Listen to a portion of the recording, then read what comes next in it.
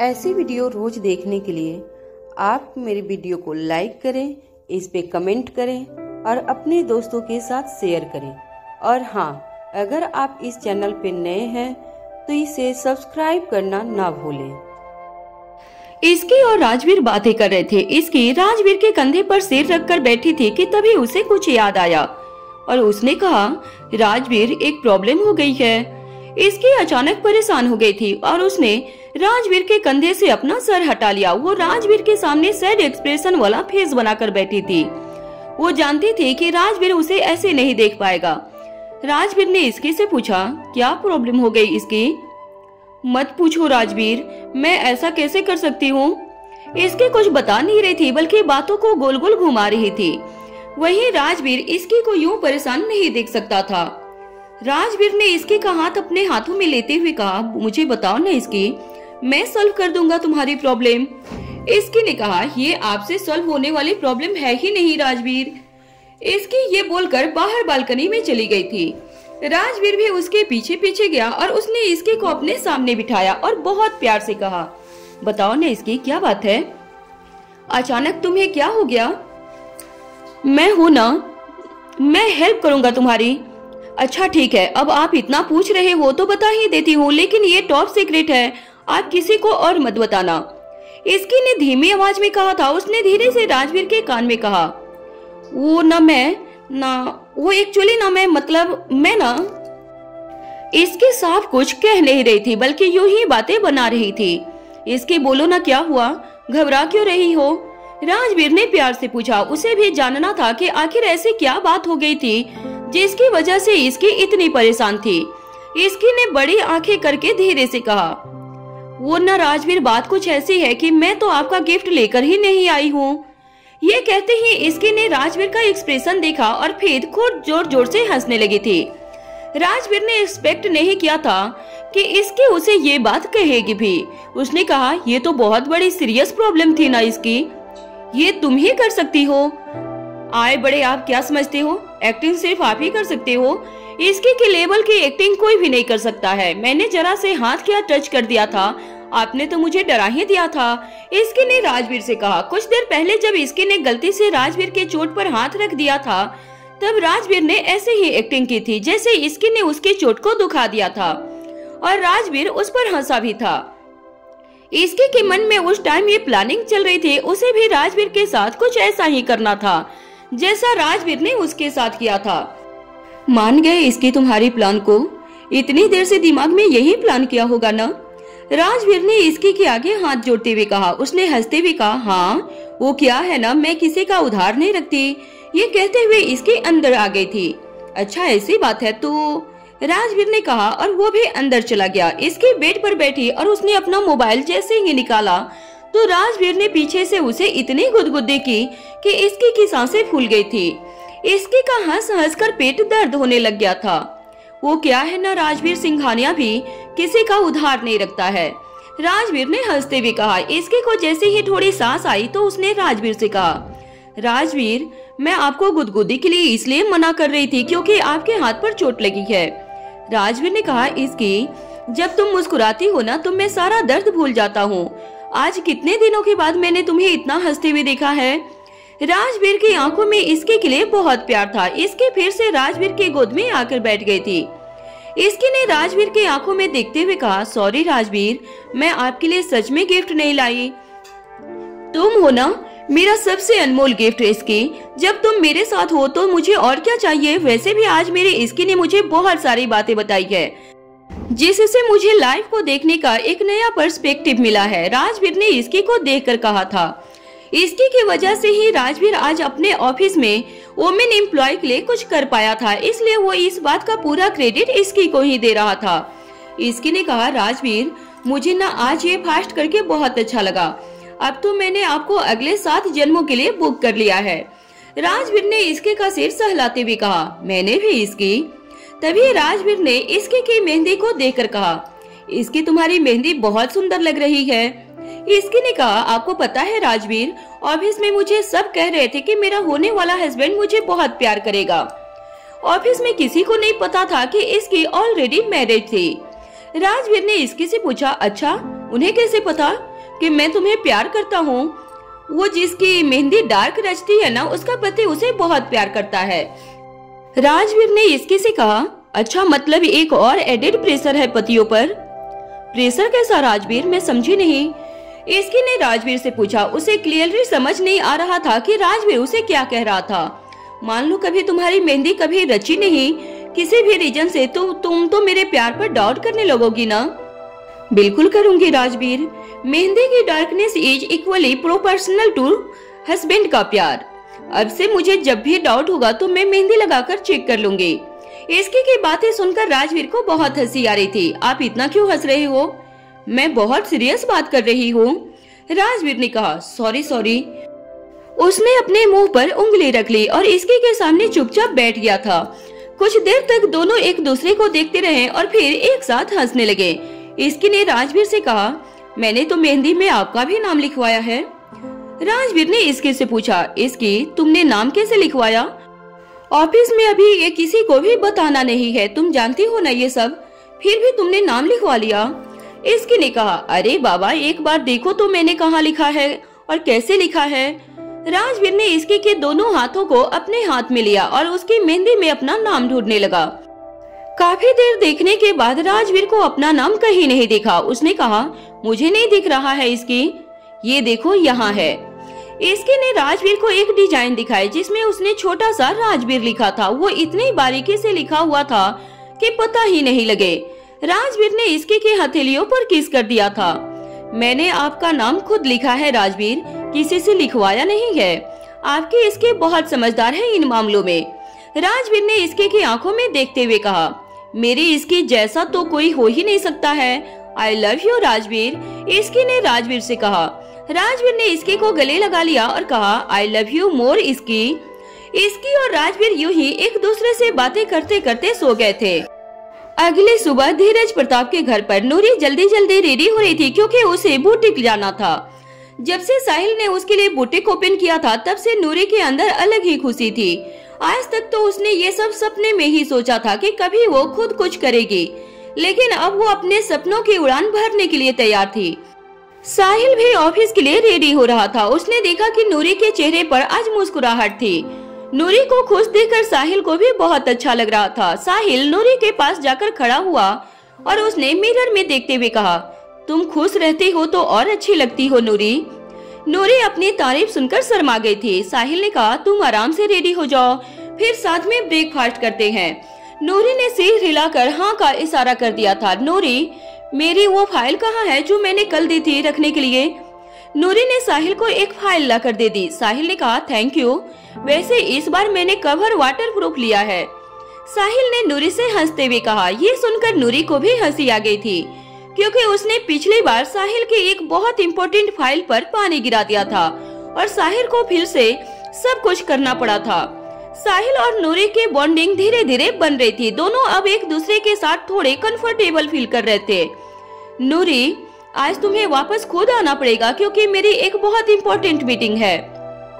नूरी ने कहा, हाँ मैं आ जाऊंगी, वो शादी से पहले भी मैं अकेले ट्रेवल कर लेती थी। That's very good.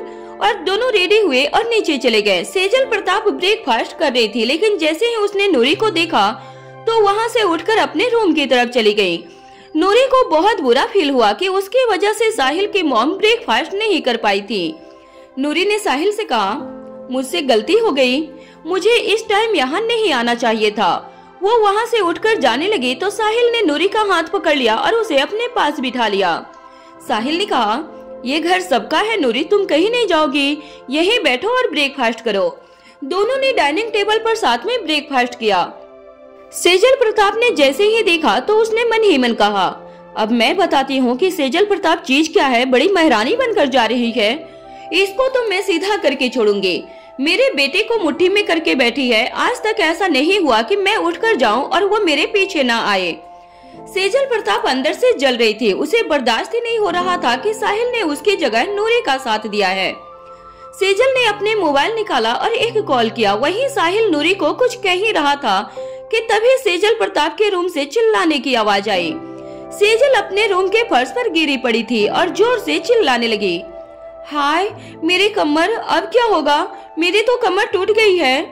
साहिल और नूरी भागकर उनके रूम में गए। साहिल ने उन्हें सहारा देकर उठाया। मॉम, मॉम आप प्लीज आराम से। मॉम आप ठीक तो हो ना? मॉम ठीक तो हो ना आप? साहिल अपनी मॉम के लिए बहुत ज्यादा परेशान हो गया था। सेजल तो कमर पकड़कर बस हाय हाय कर रही थी। साहिल बहुत ज्यादा घबरा गया था और अपनी मॉम को संभाल रहा था। तभी वहाँ एक डॉक्टर भी आ गए थे। नूरी को ये बात बहुत अजीब लगी कि किसी ने अभी तक डॉक्टर को बुलाया भी नहीं था, लेकिन डॉक्टर 5 मिनट के अंदर ही वहाँ पहुँच गए थे। डॉक्टर ने उन्हें चेक किया और बताया कि उन्हें कुछ दिनों का बेड रेस्ट करना होगा।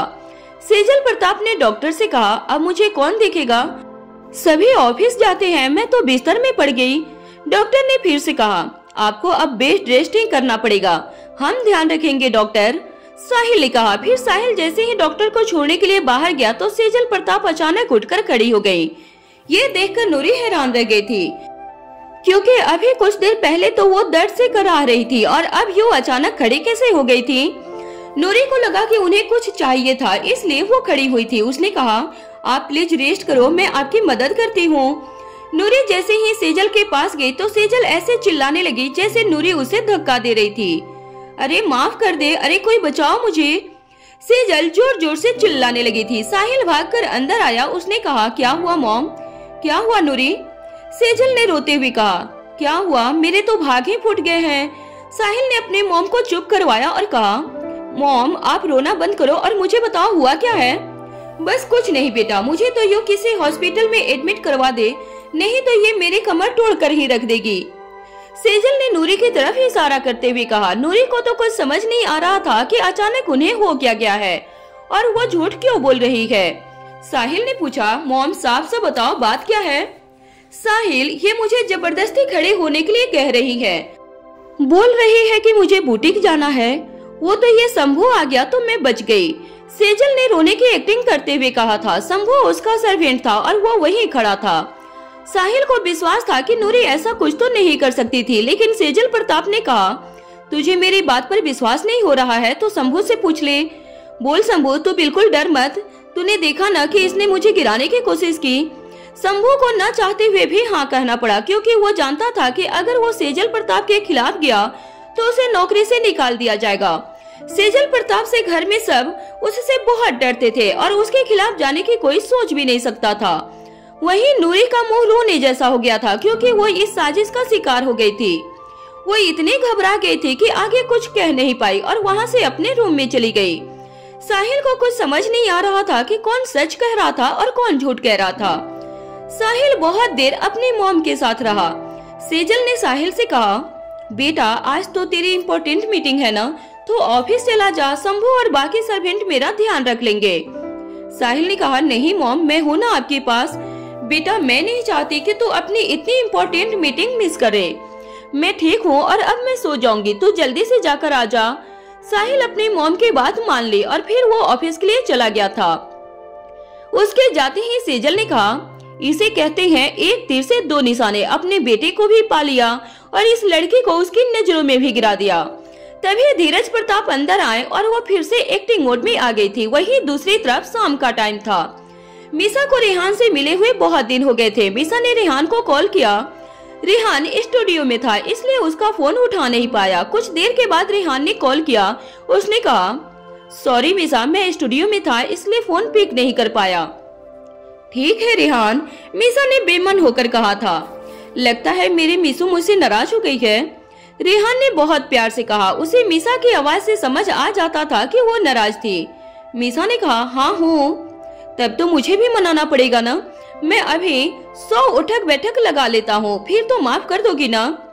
वो उठक बैठक करने लगा। 1 2 3 4 5।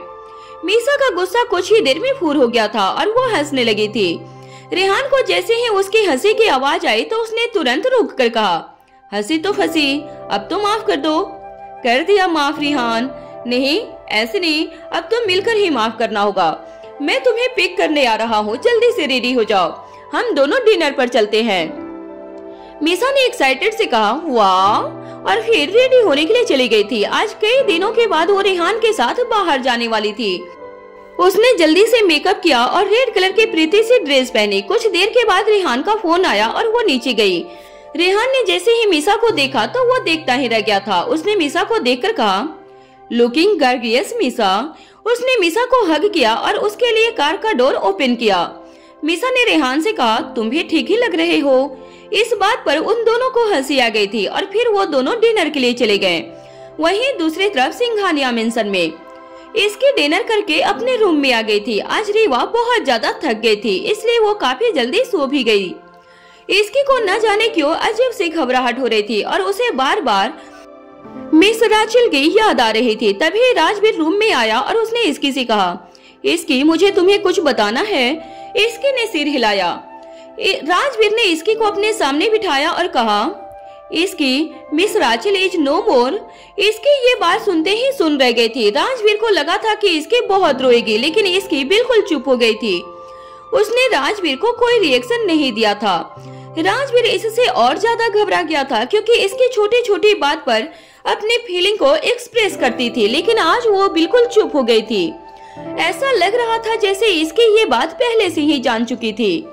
राजवीर ने कहा, इसकी कुछ बोलो ना। इसकी ने कुछ नहीं कहा और वो बालकनी में चली गई। राजवीर भी इसकी को ये बात प्रोसेस करने के लिए कुछ टाइम देना चाहता था, इसलिए उसने इसकी को कुछ नहीं कहा। इसकी काफी देर वहीं अकेले बैठी रही। इसकी बालकनी में बैठे बैठे तारों को देख रही थी। तभी उसने आंखें बंद की तो उसे मिस राचेल का मुस्कुराता हुआ चेहरा याद आ गया था। वो रूम के अंदर आई और चुपचाप सो गई थी। राजवीर उससे बात करना चाह रहा था, लेकिन इसकी कुछ जवाब नहीं दे रही थी। राजवीर इसके के सिर को सहलाने लग गया था। मिस राचेल के डेथ न्यूज सुनकर इसकी बहुत ज्यादा डिस्टर्ब हो गई थी और उसे अलग से बेचैनी हो रही थी। वो इसके से बहुत प्यार करती थी और उन्होंने ही अनाथालय में इसके का बहुत ख्याल रखा था। इसकी एक बार उनसे मिलना चाहती थी, लेकिन उससे पहले ही इसके को ये न्यूज मिल गई थी। इसकी की आंखों से नींद कोसों दूर थी। रात के 2 बज गए थे। काफी देर जागने के बाद इसकी ने आंखें बंद करके सोने की कोशिश की, लेकिन वो जैसे ही आंखें बंद करती तो उसके सामने उसके अतीत के फ्लैशबैक आने लगते थे।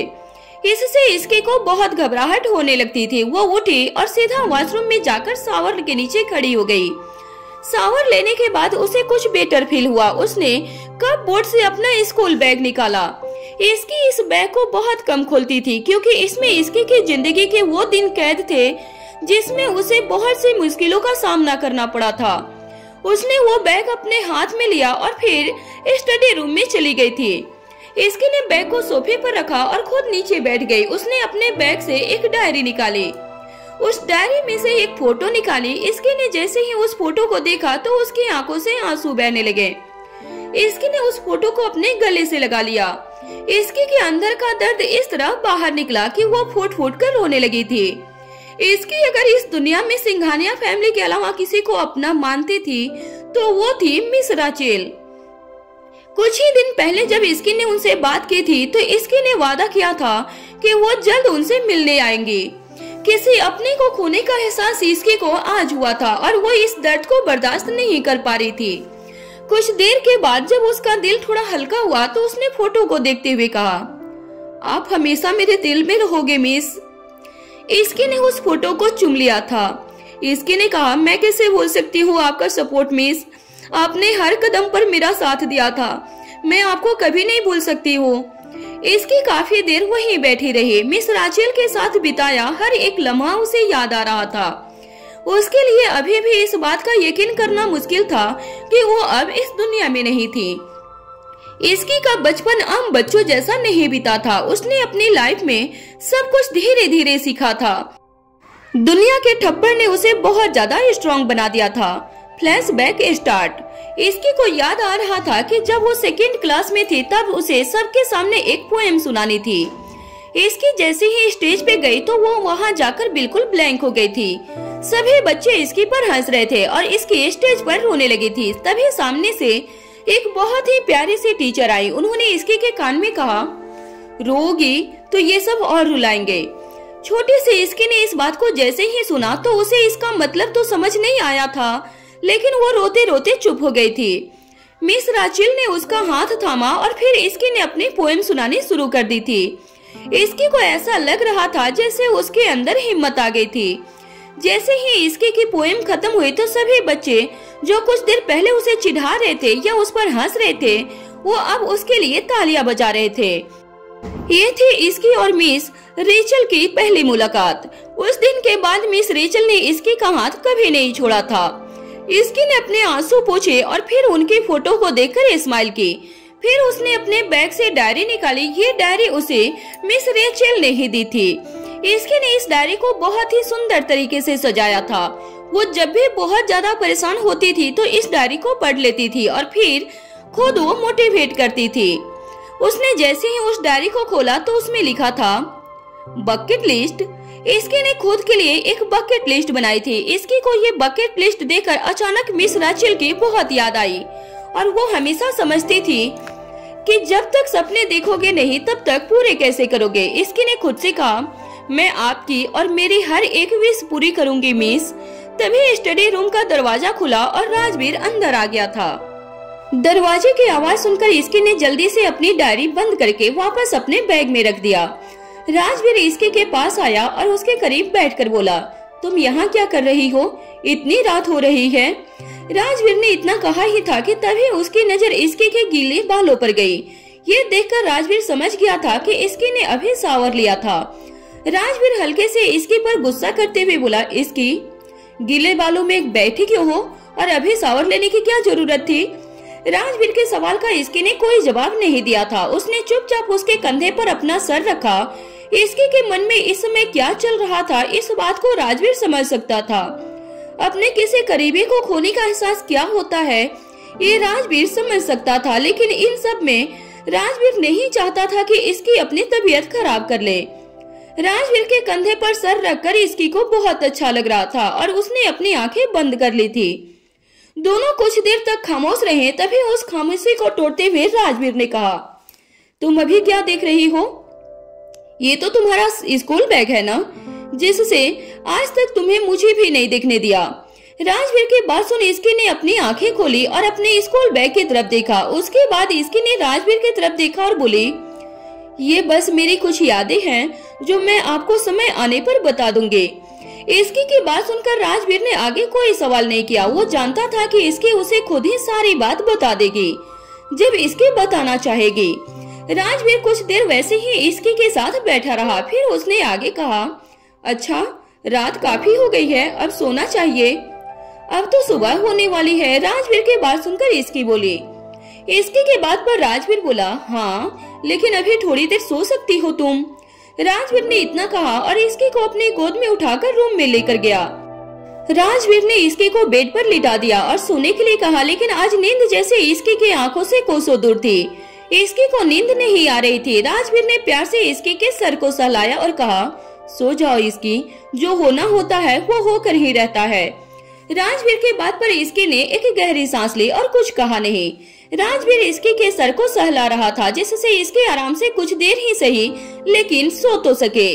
इसकी को बहुत देर के बाद नींद आ गई थी और वो सो भी गई थी। इसकी को आराम से सोता हुआ देखकर राजवीर थोड़ा सा रिलैक्स हुआ और कुछ देर में राजवीर भी सो गया था। सुबह का समय था। नूरी सुबह जल्दी जाग गई थी और अपने रूम के विंडो के पास खड़ी थी। उसके दिमाग में हमेशा की तरह बहुत कुछ चल रहा था, जिसमें से कुछ बातों को नूरी समझने की कोशिश कर रही थी और कुछ बातों को वो समझ भी चुकी थी। कल नूरी के सामने सेजल का वो रूप आया जिसकी उसने कल्पना भी नहीं की थी। वो इतना तो जानती थी कि सेजल उसे पसंद नहीं करती है और साहिल से उसे अलग करना चाहती थी, लेकिन उसके लिए सेजल इतना कुछ करने पर उतर आएगी इस बात से नूरी अनजान थी। विंडो से बाहर देखते हुए नूरी ने कल की बात याद की जब सेजल ने उस पर गलत इल्जाम लगाए थे। कल के बाद से अब तक साहिल ने अभी तक नूरी से कोई बात भी नहीं की थी। नूरी अब तक इस बात से परेशान थी। उसे समझ नहीं आ रहा था कि साहिल के मन में इस समय क्या चल रहा था। साहिल ने एक बार भी नूरी से सही गलत नहीं पूछा था और न ही नूरी पर गुस्सा किया था। नूरी चुपचाप विंडो पर खड़ी थी कि तभी नूरी को दरवाजा खुलने की आवाज आई। नूरी ने पलटकर देखा, साहिल अभी वॉशरूम से बाहर आया था और वो ऑफिस के लिए रेडी भी था। साहिल को रेडी देखकर नूरी ने उससे बात करने की सोचा और साहिल के पास आकर बोली, आपके लिए ब्रेकफास्ट लेकर आऊं? नूरी के सवाल को सुनकर साहिल ने उसे देखा और धीरे से बोला, नहीं मैं ऑफिस के लिए लेट हो रहा हूँ। साहिल ने इतना कहा और अपना ऑफिस बैग लेकर निकल गया था। नूरी बस साहिल को जाते हुए देख रही थी। उसे समझ नहीं आ रहा था कि वो क्या करे, इन सबको कैसे हैंडल करे। वहीं साहिल ऑफिस जाने से पहले सेजल से मिलने के लिए उनके रूम में गया। सेजल अभी बेड पर लेटी हुई थी और अपने फोन में कुछ कर रही थी। तभी वहाँ साहिल आकर बोला, मॉम अब आप कैसे हो? साहिल की आवाज सुनकर सेजल ने उसकी तरफ देखा और बोली, साहिल तुम अभी तक ऑफिस नहीं गए? बस जा ही रहा था मॉम, जाने से पहले एक बार सोचा कि आपको देख लूं। साहिल की बात सुनकर सेजल के चेहरे पर स्माइल आ गई थी। अपने बेटे की आंखों में अपने लिए इतनी फिक्र देखकर उन्हें अच्छा लग रहा था। सेजल पुराने साहिल को वापस चाहती थी। उन्हें वही साहिल चाहिए था जो सेजल की सारी बातों को मानता था और उनके कहने पर चलता भी था। साहिल का ये बदला हुआ रूप सेजल को बिल्कुल भी अच्छा नहीं लग रहा था। उन्हें ऐसा लग रहा था जैसे साहिल उनसे दूर होता जा रहा हो। साहिल की तरफ देखते हुए सेजल बोली, मैं ठीक हूँ, आज कुछ सही लग रहा है, लेकिन हाँ तुम उस लड़की से बोल देना कि मेरे आसपास भी न रहे, पता नहीं कब क्या कर दे मेरे साथ। सेजल ने एक बार फिर से नूरी के बारे में साहिल के सामने कड़वा बोलना शुरू कर दिया। सेजल की बातें साहिल को अच्छी नहीं लग रही थी। वो नहीं जानता था कि सच क्या है और क्या झूठ है। उसे बस इतना पता था कि उसकी माँ उससे झूठ नहीं कहेगी, लेकिन साहिल का दिल नूरी पर भी विश्वास कर रहा था। साहिल दुविधा में था, किस पर विश्वास करे और किस पर नहीं, ये समझ नहीं पा रहा था। साहिल को सोच में डूबा हुआ देखकर सेजल बोले, क्या हुआ साहिल, क्या सोचने लगे? कुछ नहीं मॉम, मैं बस ऑफिस के लिए निकल रहा हूँ, साहिल ने कहा और वो वहाँ से चला गया था। साहिल के जाने के बाद सेजल बेड पर से उठकर बैठ गई और दरवाजे की तरफ देखने लगी जिधर से अभी अभी साहिल गया था। दरवाजे की तरफ देखते हुए सेजल ने खुद से कहा, इतना सब होने के बाद भी साहिल चुप है, आखिर इसके मन में क्या चल रहा है? अभी तक तो इसे गुस्से में कुछ कर देना चाहिए था। साहिल को इतना शांत देखकर सेजल भी हैरान थी। साहिल का गुस्सा कैसा था, इस बात को सेजल से ज्यादा बेहतर कोई नहीं जानता था। साहिल बात बात पर गुस्सा हो जाता था, लेकिन आज जब इतनी बड़ी बात हुई उसके बाद भी साहिल शांत था। साहिल का ये बिहेवियर सेजल समझ नहीं पा रही थी। सेजल ये सब सोच रही थी कि तभी रूम में धीरज प्रताप आए और सेजल को देखकर बोले, सेजल तुम बैठी हुई क्यों हो? तुम्हें लेटकर आराम करना चाहिए। धीरज प्रताप की बात पर सेजल बोली, अभी तक लेटी ही थी, बस अभी ही उठी हूँ, अब दर्द में आराम है। सेजल की बात सुनकर धीरज वही बेड पर उनके पास बैठकर बोले, अच्छा है, तुम जल्दी ठीक हो जाओ, धीरज ने कहा और उन्होंने सेजल का फोन अपने हाथ में लिया और आगे बोला, फोन बाद में देखती रहना, अभी ब्रेकफास्ट करके दवाई ले लो। धीरज प्रताप के बात सुनकर सेजल ने हाँ में अपना सर हिला दिया, लेकिन वो ये महसूस कर सकती थी कि धीरज कुछ और भी बोलना चाह रहे थे, लेकिन बोल नहीं पा रहे थे। सेजल ने भी धीरज से इस बारे में नहीं पूछा और आराम से बेड पर लेट गई। उसके मन में अभी सिर्फ साहिल ही चल रहा था और उसका बिहेवियर ही। वहीं दूसरी तरफ इसकी ऑफिस जाना चाह रही थी, लेकिन राजवीर ने उसे ऑफिस जाने से मना कर दिया। कल से इसकी बहुत परेशान थी और सुबह ही उसका मूड ठीक नहीं हुआ था। इसकी अभी भी उदास थी। इसकी को इतना उदास देखकर राजवीर आज ऑफिस नहीं गया था और घर से काम कर रहा था। राजवीर इसकी को ऐसे हाल में अकेले नहीं छोड़ना चाह रहा था। अगर राजवीर इसकी को छोड़कर ऑफिस चला गया तो क्या पता इसके खाना भी न खाए। इसी डर से राजवीर आज घर पर ही रुक गया था। इसकी अभी रीवा के साथ बेड पर बैठी थी। उसका चेहरा अभी भी मुरझाया हुआ था। वो रौनक जो हमेशा इसके के चेहरे पर रहती थी आज वो कहीं गायब हो गई थी। रीवा खुद में खेल रही थी, इसकी बस उसके पास बैठी हुई थी। रीवा खेलते हुए इसकी की तरफ देखकर बोली, मम्मा देखो। रीवा के हाथ में सॉफ्ट टॉय था जिसे रीवा इसकी को दिखा रही थी, लेकिन इसके के कानों तक जैसे रीवा की बात गई ही न हो, क्योंकि इसकी ने रीवा की बातों का कोई रिस्पॉन्स नहीं दिया था। इसकी को कुछ न बोलता हुआ देखकर रीवा ने एक बार फिर से कहा, मम्मा। इस बार इसकी ने रीवा की आवाज सुनी और उसने अपने होश में आकर कहा, हाँ बेटा देखो। रीवा बोली। रीवा की आवाज सुनकर इसकी ने रीवा के हाथ में सॉफ्ट टॉय देखा। उसे देखकर इसकी समझ गई थी कि ये न्यू था। घर में कोई न कोई रीवा के लिए टॉयज लेकर आता रहता था और रीवा उस नए खिलौने से कुछ देर तक खेलती, सभी को खुशी खुशी दिखाती। कुछ देर के बाद वो खिलौना कहीं और फेंका हुआ मिलता था। रीवा की तरफ देखते हुए इसकी बोली, ये किसने दिया? चाचू। रीवा की बात सुनकर इसकी बोली, अच्छा है आप खेलो। इसकी की बात सुनकर रीवा स्माइल करते हुए एक बार फिर से खेलने लगी थी। उसका पूरा ध्यान एक बार फिर से गेम पर आ गया था। वहीं इसकी ने पूरे रूम में अपनी नजरें दौड़ाई, लेकिन उसे राजवीर कहीं नहीं दिखा। राजवीर को रूम में न पाकर इसकी समझ गई थी कि वो स्टडी रूम में होगा। इसकी ने एक गहरी सांस ली और अपने फोन की तरफ देखा जो बहुत देर से बज रहा था। इसकी ने जल्दी से फोन को अपने हाथ में लिया और देखा कि उसे मिसा कॉल कर रही थी। मिसा का कॉल देखकर इसकी ने जल्दी से कॉल पिक किया और बोली हेलो। इसकी की आवाज सुनकर फोन के दूसरी तरफ से मिसा बोली कहाँ है? इसकी ने जवाब दिया घर में। इसकी के बात पर मिसा बोले अच्छा मैंने इसलिए कॉल किया था क्योंकि आज मेरे पास काम नहीं है, तो क्या मूवी देखने चलें? आज हम दोनों दोस्त सिर्फ टाइम स्पेंड करेंगे। इसकी बोली नहीं मेरा मन नहीं है। इसकी की आवाज में उदासी को मिसा अच्छे से भाप गई और बोली क्या बात है इसकी, कुछ हुआ है क्या? तो इतना लो क्यों साउंड कर रही है? मैं बाद में बात करती हूँ, इसकी ने कहा और बिना मिसा के आगे की बात सुने इसकी ने फोन रख दिया था। फोन के दूसरी तरफ मिसा सिर्फ फोन काटने की आवाज सुन सकती थी। उसे समझ नहीं आया कि इसकी को आखिर हुआ क्या था। इसकी की आवाज सुनकर मिसा इतना जान गई थी कि इसकी ठीक नहीं थी। इसकी के बारे में सोचते हुए मिसा ने खुद से कहा घर जाकर ही इसके से बात करनी होगी, पता नहीं क्या हो गया है उसे, ऐसे क्यों साउंड कर रही थी। इसके से बात करने के बाद से मिसा थोड़ी सी परेशान हो गई थी। उसे जानना था कि आखिर इसकी को क्या हुआ था। मिसा ने अपना लैपटॉप ओपन किया और काम करने की कोशिश की, लेकिन उससे वो नहीं हो रहा था। उसके मन में बार बार इसकी का ख्याल आ रहा था। मिसा ने अपना लैपटॉप बंद किया और खुद से बोले आज तो काम में और मन नहीं लगने वाला है, और वैसे भी काम नहीं है तो आज की छुट्टी लेने में कुछ जाता नहीं है। मिसा ने इतना कहा और अपना काम बंद करके ऑफिस से निकल गई। वहीं इसकी अपने रूम में मिसा से बात करने के बाद एक बार फिर से उदास हो गई। मिसा के सवाल ने एक बार फिर से उसे मिस राचेल की याद दिला दी थी और इसकी दोबारा से उनके बारे में सोचने लगी थी। तभी वहाँ राजवीर आया और इसकी को सोच में डूबा हुआ देखकर वो समझ गया था कि इसकी दोबारा से वही बातें सोच रही थी। राजवीर रीवा और इसकी के पास बेड पर बैठ गया और इसकी से बोला इसकी रीवा को देखो कितने ध्यान से खेल रही है। राजवीर की बात सुनकर इसकी अपनी सोच से बाहर आई और राजवीर की तरफ देखा, फिर रीवा की तरफ देखी। रीवा का पूरा ध्यान अपने खिलौने को खराब करने में था। ये देखकर इसकी बोली रीवा खिलौना खराब हो जाएगा ऐसे।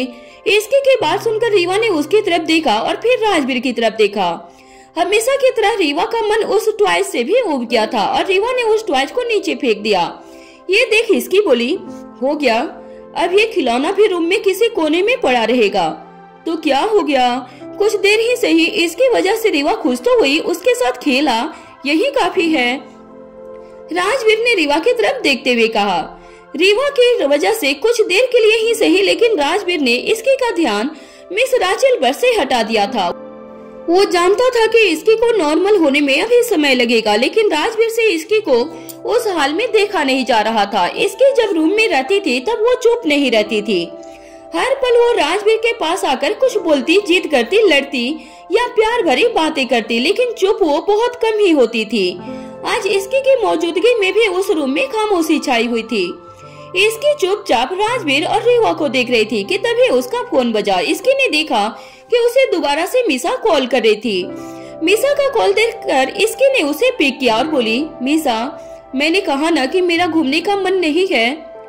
हाँ जानती हूँ, इसीलिए वो बोलने के लिए फोन भी नहीं किया, मिसा ने कहा। मिसा के बात पर इसकी बोली तो फिर मैं घर आ गई हूँ। तेरी इतनी लो आवाज सुनकर ही मैं समझ गई थी कि कोई न कोई बात है। मैं तेरे रूम में आ रही हूँ। मिसा की बात सुनकर इसकी उसे रोकते हुए बोली नहीं तू मत आ, मैं ही आ जाती हूँ। इसकी ने इतना बोलकर फोन रख दिया था। फोन रखने के बाद इसकी ने रीवा और राजवीर की तरफ देखकर कहा मैं मिसा के रूम में जा रही हूँ। राजवीर ने कहा मिसा आज ऑफिस नहीं गई है क्या?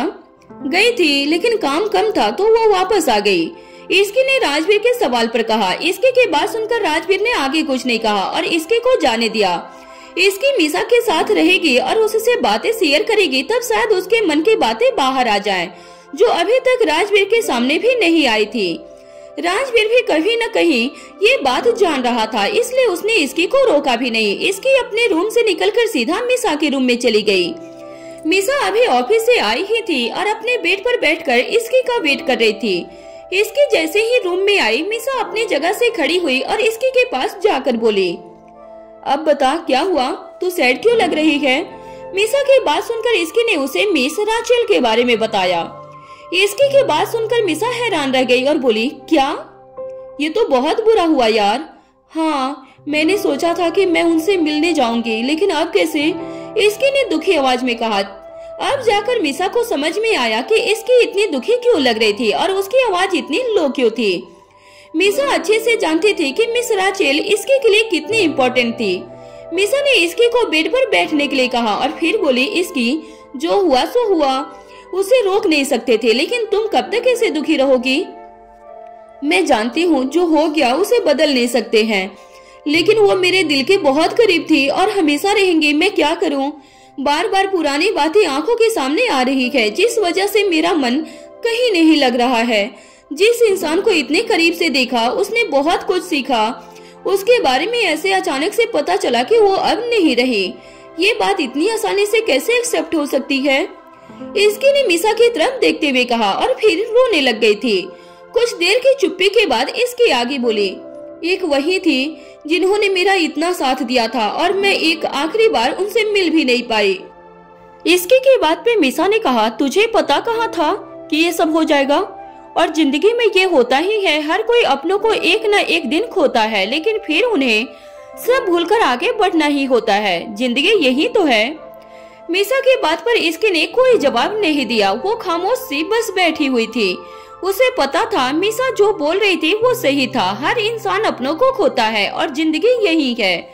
इसकी को शांत देखकर मिसा बोली, अब कुछ बोलो, ऐसे शांत मत हो, तो चुप तो बिल्कुल भी अच्छी नहीं लगती है।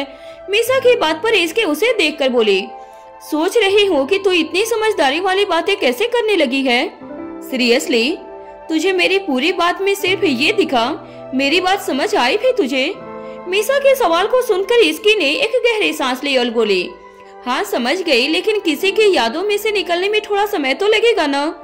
मन बस तो हो जाता है उदास और बोलने का मन नहीं हो रहा है। इसकी की बात पर मिसा ने कुछ नहीं कहा। उसे भी पता था कि अभी इसकी को 1-2 दिन का समय लगेगा वापस से नॉर्मल होने में।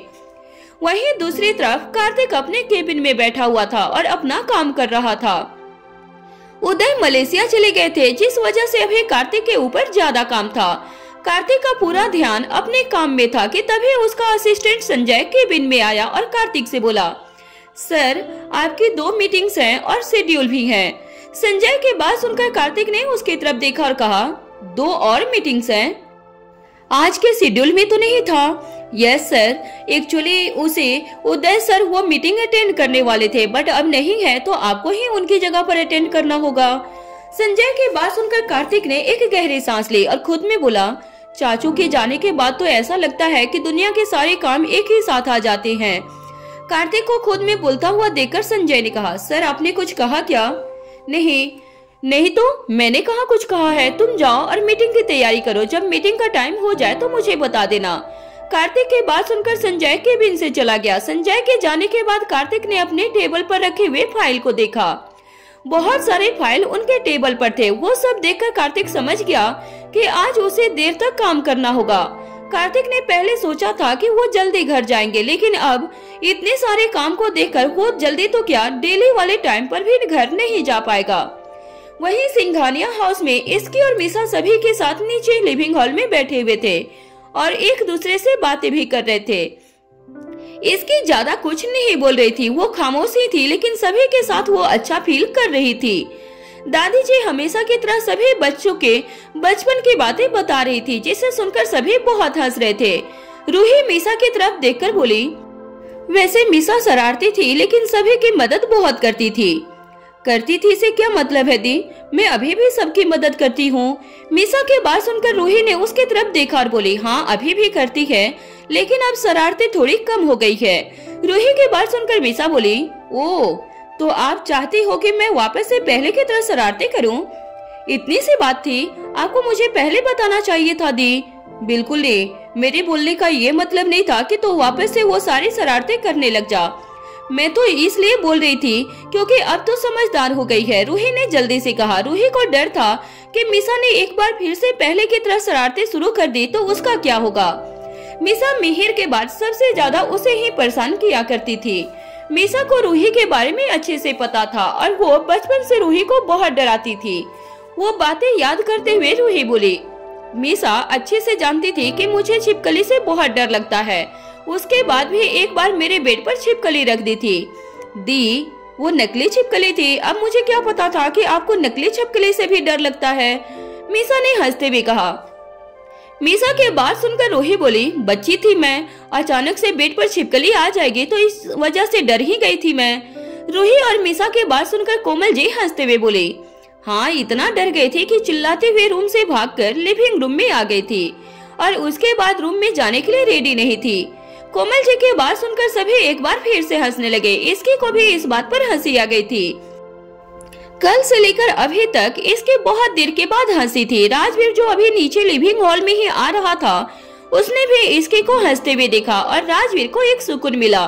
कल से इसके परेशान थी, जिस वजह से राजवीर को भी चैन नहीं मिल रहा था, लेकिन आज चीजें थोड़ी ठीक हुई और इसकी धीरे धीरे नॉर्मल हो रही थी। राजवीर को देखकर इसकी का ध्यान उस पर गया। राजवीर दूर से ही उसे देख रहा था। इसकी के साथ साथ दादी का ध्यान भी राजवीर पर गया और उसे देखकर दादी बोली, राजवीर, तुम वहाँ क्यों खड़े हो? यहाँ आओ, तुम भी सभी के साथ बैठो। दादी के बात पर राजवीर ने कहा, नहीं दादी, मुझे कहीं बाहर जाना है। राजवीर ने इतना कहा और वो वहाँ से निकल गया। राजवीर के जाने के बाद मीसा ने इसकी को देखकर कहा, भाई आज ऑफिस नहीं गए थे? नहीं, आज घर से काम कर रहे थे। इसकी की बात सुनकर मीसा समझ गई थी कि राजवीर आज इसकी की वजह से ऑफिस नहीं गया होगा। मीसा ने इसकी को देखकर कहा, मैंने भी कितना स्टूपिड क्वेश्चन किया ना, तू यहाँ उदास थी, ऐसे में भाई तुझे छोड़कर ऑफिस तो बिल्कुल भी नहीं जाने वाले थे। मीसा की बात सुनकर इसकी ने उसकी तरफ देखा, लेकिन कहा कुछ नहीं। कोमल जी इसकी को बहुत देर से देख रही थी। आज इसकी बहुत चुप थी, जिस वजह से उन्हें थोड़ा अजीब लगा और वो बोली, इसकी क्या बात है, आज तुम बहुत चुप हो, तबीयत ठीक तो है न तुम्हारी? कोमल जी की बात पर इसकी उन्हें देखते हुए बोली, हाँ मैं बिल्कुल ठीक हूँ। वो बस मैं आप सभी की बातें सुन रही थी। मुझे पता नहीं था कि मीसा ने रूही दीदी को इतना परेशान किया था। परेशान, बहुत परेशान किया था इसने मुझे। इसकी के बात पर तुरंत रूही ने कहा। वहीं रूही के बात पर मीसा का मुंह बन गया था। सभी ऐसे ही आपस में बातें कर रहे थे और हंसी ठिठोली चल रही थी कि तभी वहाँ कोई आया, जिसे देखकर सभी थोड़े हैरान रह गए थे।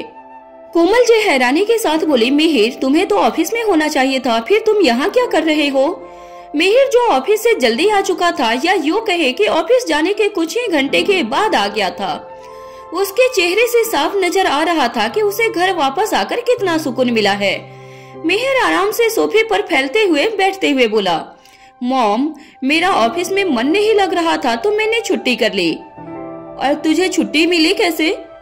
मेरा मतलब है तुझे इतनी आसानी से छुट्टी कोई नहीं देता है।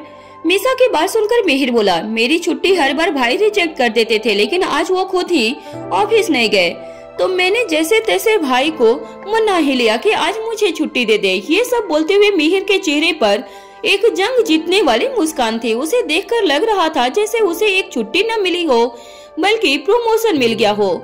कोमल जी मिहिर की तरफ देखते हुए बोली, चलो ये भी अच्छा हुआ, आज सभी घर पर ही थे और अब तुम भी आ गए हो। मैं ना आज लंच में कुछ अच्छा बनवाती हूँ, सभी की पसंद की। कोमल जी की बात सुनकर सभी खुश हो गए थे। मिहिर ने उनकी तरफ देखकर कहा, अब लग रहा है घर जल्दी आना सफल रहा। मिहिर ने इतना कहा और हंसने लगा था। वहीं बाकी के लोग भी मिहिर के बात पर हंसने लगे थे। कोमल जी वहाँ से उठकर किचन की तरफ चली गई। रूही इसकी की तरफ देखकर बोली, क्या बात है इसकी, आज तुम बहुत चुप चुप हो? हाँ बेटा, मैं भी यही पूछने वाली थी, क्या बात है? रूही दीदी की बात पर दादी ने इसकी की तरफ देखकर कहा। रूही और दादी जी की बात सुनकर इसकी ने एक एक करके उन दोनों को एक तरफ देखा और फिर बोले, कोई बात नहीं है, बस थोड़ी तबीयत ठीक नहीं लग रही थी, वो मौसम चेंज हो रहा है ना, इस वजह से। अच्छा कोई बात नहीं, अपना ध्यान रखो, दादी ने कहा और वहाँ से जाने के लिए अपनी जगह से खड़ी हो गई। दादी बहुत देर से बाहर ही बैठी हुई थी, जिस वजह से अब उनके रेस्ट करने का समय हो गया था। मिहिर ने जब दादी को रूम में जाते हुए देखा तब वो अपनी जगह पर खड़ा हुआ और दादी के पास जाकर बोला, चलो दादी, मैं आपको छोड़ देता हूँ रूम में। क्यों? मुझे याद है मेरा रूम किस तरफ है, दादी ने मिहिर को घूरते हुए कहा। मिहिर को देखकर दादी को ऐसा लग रहा था जैसे मिहिर उनसे कुछ बोलना चाह रहा था, लेकिन बोल नहीं पा रहा था। मिहिर के मन के बात को समझते हुए दादी आगे बोली, लेकिन फिर भी छोड़ दे। दादी की बात सुनकर ही मिहिर के चेहरे पर खुशी खिल गई और दादी का हाथ पकड़कर मिहिर उन्हें रूम तक लेकर जाने लगा। रूम की तरफ जाते हुए दादी बोली, अब बता क्या बात है जो बोल नहीं पा रहा है। दादी की बात सुनकर मिहिर ने जल्दी से इधर उधर देखा और फिर बोला, वो दादी वो बात, अरे ये वो दादी क्या लगा रखा है, ऐसा भी क्या बोलना है। दादी ने मिहिर के बात को बीच से काटते हुए कहा। दादी के बात पर मिहिर जल्दी से बोला, वो दादी मुझे भाई ने कोई छुट्टी नहीं दी, मेरा मन नहीं लग रहा था ऑफिस में, इसलिए मैं घर आ गया। आप प्लीज भाई से बचा लेना मुझे, वो डांटे ना। मिहिर के बात सुनकर दादी हैरान रह गई थी। उन्हें नहीं लगा था कि मिहिर ऐसा कुछ बोल देगा। जब मिहिर ने कहा था कि उसे राजवीर ने छुट्टी दी थी, उस समय सभी की तरह दादी ने भी मिहिर के बात पर यकीन किया था, लेकिन अब यहाँ सच तो कुछ और ही निकला। मिहिर के बात का जवाब देते हुए दादी बोले, बिल्कुल भी नहीं, किसने कहा था बिना बताए ऑफिस से आने के लिए, और मुझे तो ये समझ नहीं आता कि तुम्हें ऑफिस से दिक्कत क्या है। अब तक मिहिर दादी के साथ रूम तक आ चुका था और मिहिर दादी को बेड पर बैठाते हुए आराम से उनके बगल में बैठकर बोला, मुझे नहीं पसंद पूरा दिन एक जगह पर बैठकर काम करना, बस लैपटॉप में अपना सिर मारना, ये सब मेरे से नहीं होता है, तो जो होता है वो कर। दादी की बात सुनकर मिहिर बोला, वही करने का सोच रहा हूँ, पर प्लीज आज आप भाई से बचा लेना। मिहिर की बातों को सुनकर दादी ने एक गहरी सांस ली। मिहिर अभी भी उन्हें आशा भरी नजरों से देखे जा रहा था। वो बस इस बात की उम्मीद कर सकता था कि दादी उनकी रिक्वेस्ट को मना न कर दे। दादी ने मिहिर की तरफ देखा और कहा, ठीक है, मैं बोल दूंगी राजवीर को, लेकिन आगे से ऐसा नहीं होना चाहिए। मिहिर खुशी से झूम उठा और दादी को गले लगाकर बोला, पक्का दादी, आगे से ऐसा नहीं होगा, आप बहुत बेस्ट हो। मिहिर की बात सुनकर दादी हंसते हुए बोले, अच्छा ठीक है, बस मुझे मक्खन लगाने की कोई जरूरत नहीं है। दादी की बात पर मिहिर हंसने लगा था, लेकिन आगे कुछ कहा नहीं। मिहिर वहीं दादी के पास बहुत देर तक बैठा रहा और उनसे बातें करते रहा। वहीं इसकी अपने रूम में जा रही थी, लेकिन वो धीरे धीरे अपने कदम आगे बढ़ा रही थी। इसकी अपनी सोच में खोई हुई थी कि तभी उसे रीवा की आवाज आई, मम्मा। रीवा की आवाज सुनकर इसकी ने जल्दी से पलटकर रीवा की तरफ देखा। रीवा के बगल में एक मेड खड़ी थी जो रीवा का ध्यान रख रही थी। इसकी को देखकर रीवा जल्दी से भागकर उनके पास गई। इसकी ने रीवा को गोद में लिया और बोली, आप कब से खेल रही हो, आपको सोना नहीं है। इसकी की बात सुनकर रीवा ने स्माइल किया और ना में अपना सर हिला दिया। रीवा की हरकत देखकर इसके को हंसी आ गई और वो रीवा को अपने साथ रूम में लेकर जाते हुए बोली, लेकिन थोड़ी देर अगर आप सो जाओगे तो और अच्छे से बाद में खेल का एंजॉय कर सकोगे। सच्ची? रीवा ने मासूम आवाज में कहा। रीवा के बात सुनकर इसके ने हाँ में अपना सर हिला दिया। इसकी रीवा को लेकर रूम में चली गई और उसे सुलाने लगी। कुछ ही देर में रीवा सो भी गई थी। रीवा के सो जाने के बाद इसकी अपने फोन में लग गई। वहीं दूसरी तरफ नूरी अपने रूम में बैठी हुई थी। जब से उसका बुटीक ओपन हुआ था तब से वो सिर्फ एक बार ही बुटीक जा पाई थी। जब साहिल उसे बुटीक दिखाया था और उसे कहा कि वो नूरी के लिए है, तब वो बहुत खुश हुई थी। लेकिन उस दिन के बाद से नूरी एक बार भी वहां नहीं जा पाई थी। वो बहुत एक्साइटेड थी बुटीक जाकर काम करने के लिए, लेकिन उसकी एक्साइटमेंट और खुशी एक ही पल में तबाह हो गई। सेजल ने एक ही बार में सब लगभग खत्म कर दिया था। साहिल भी नूरी से बात नहीं कर रहा था, जिस वजह से वो समझ नहीं पा रही थी कि साहिल के मन में क्या चल रहा था। नूरी हमेशा की तरह अपने रूम में अकेले बैठी हुई थी, बस अपनी शादी और इस जिंदगी के बारे में सोच रही थी। उसे समझ नहीं आ रहा था कि अपनी जिंदगी में वो कहाँ क्या गलती कर रही थी। जब भी उसके साथ कुछ अच्छा होने जा रहा होता था तभी उसके साथ कुछ बुरा हो जाता था। नूरी परेशान थी। यहाँ कोई नहीं था जिससे नूरी अपनी परेशानी शेयर कर सके, किसी से राय ले सके। कोई नहीं था जो उसे समझ सके या जिसे वो कुछ समझा सके। नूरी खामोश सी अपने रूम में बैठी हुई थी कि तभी उसके रूम का दरवाजा खुला और एक सर्वेंट अंदर आकर नूरी से पूछा, मैम, आपको धीरज सर नीचे बुला रहे हैं। सर्वेंट की बात सुनकर नूरी एकदम से चौंक गई और अपनी सोच की दुनिया से असल दुनिया में वापस आकर बोली, ठीक है, मैं आ रही हूँ। नूरी इतना बोलकर अपनी जगह से उठी और खुद को सही करके नीचे लिविंग हॉल में आ गई। नीचे धीरज प्रताप शांति से सोफा पर बैठे हुए थे।